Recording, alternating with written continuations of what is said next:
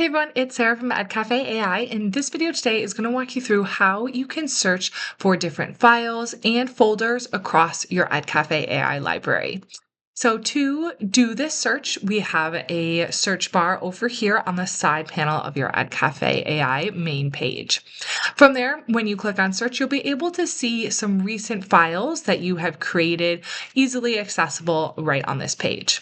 To search for something more specific, you simply have to type in what you want to search and you'll be able to click enter or click on that magnifying glass to pull up those files. You can also click on the folders here and be able to see if there's any folders that match that description. I don't have any for this one, but let's go ahead and open up one of these files. So you can see the different types of files that you have here, and we can go ahead and click on one. And you'll notice that the search bar automatically disappears, that search window, so that you can just straight away jump into your file, edit, or share it as needed. Let me go back in and show you guys. If we click that X button, it clears your search, brings you back to those recent files.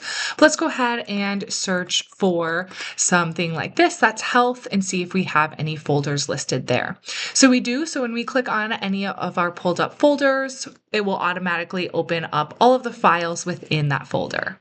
This search function will help you spend less time navigating through all of your files in your library in EdCafe and more time creating and editing and sharing the materials that you already have. Give it a try and let us know what you think.